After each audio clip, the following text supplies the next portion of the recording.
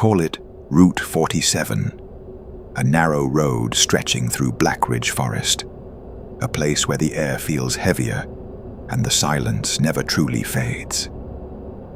Locals say that after midnight, the road changes, not visibly but subtly, like something behind the darkness rearranges itself. Ethan Ward didn't believe in such things. He was a college student, practical, confident, working a night shift at a nearby gas station. On his way home, he decided to take Route 47. His GPS said it would save 10 minutes. That's how it always begins. As his car rolled into the woods, the signal dropped. The music on his radio twisted into soft static, a sound like whispering voices underwater. He shrugged it off, until the streetlights behind him disappeared one by one. The clock on his dashboard flicked from 12 to 12:01, then froze. The GPS recalculated on its own.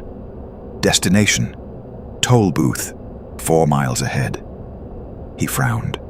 There was no toll booth on Route 47, and yet, there it was. A small wooden structure, illuminated by one flickering light.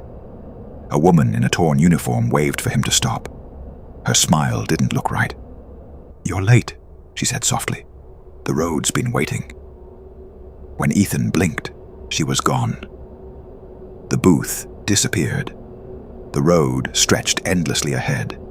His heart pounded as he pressed the accelerator, but the same booth appeared again and again.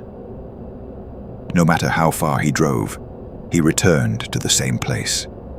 He screamed, slammed the wheel, turned the car around. But the road bent in ways that shouldn't be possible. Then, his car lights flickered, and a figure appeared in the rearview mirror, sitting in the back seat. The same woman, smiling wider this time. "No tolls unpaid," she whispered. "No exits left." When the police found Ethan's car days later, it was parked perfectly in the middle of Route 47. Engine cold, driver's door open. The dashboard clock still showed 12:01 a.m. On the passenger seat, a torn toll ticket read, "Black Hollow Highway, next exit."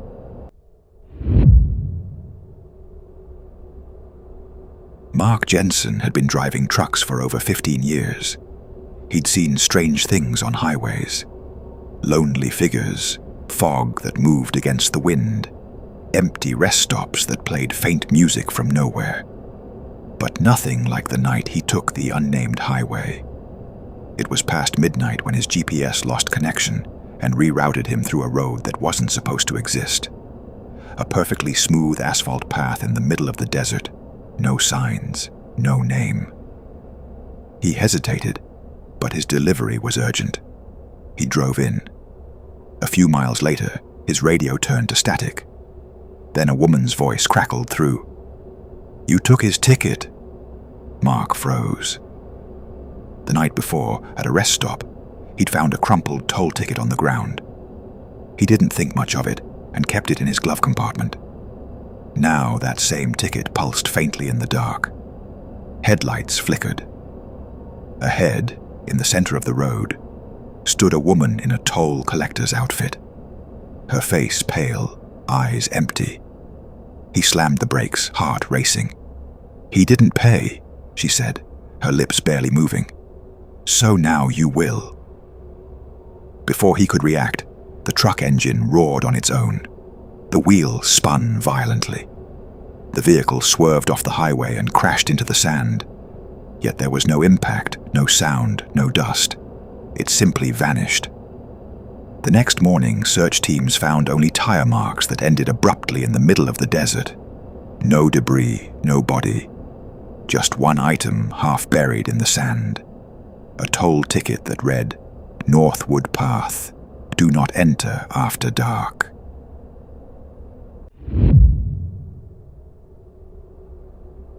Clara Moore was a journalist who specialized in urban legends.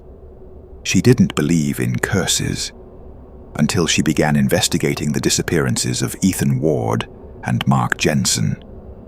Both men vanished on roads that didn't exist on any map. Both were last seen near the Blackridge region. Her search led her to a forgotten place called Northwood Village. Locals refused to talk. An old man sitting outside a tea shop finally whispered, "If you see the wooden sign that says Northwood Path, turn back. The road remembers everyone who enters. It just doesn't let them remember back." Clara ignored the warning. She had a camera, a notebook, and enough curiosity to drown her fear. At dusk, she found the path. A narrow dirt road swallowed by trees, the air unnaturally still. Her phone lost signal almost instantly. The moment she crossed the sign, her compass began spinning wildly. A few minutes later, she saw two vehicles abandoned on the roadside. A small car with the plate EW47 and a rusted truck marked MJ17. She recognized them instantly, Ethan's and Mark's. Both looked untouched by time. Her camera flickered as she filmed, catching brief glimpses of movement. Dark silhouettes in the forest, faces with hollow eyes, tall uniforms glinting under faint moonlight. Then, from behind her, a whisper. "We warned you. The roads feed on memory." She ran back to her car, but every turn led her deeper into the forest. Every mile, the same tree, the same sign, the same loop. When she checked her footage, the last frame was her reflection in the car mirror. But the reflection was smiling back, even when she wasn't. Days later, her camera was found at the edge of Northwood Village. The final video ended with her voice trembling. "They're not roads, they're veins. They connect, they breathe, and they feed on us." No one ever found Clara. But a week later, Google Maps updated with a new route, a perfect loop connecting Route 47, the Unnamed Highway, and Northwood Path.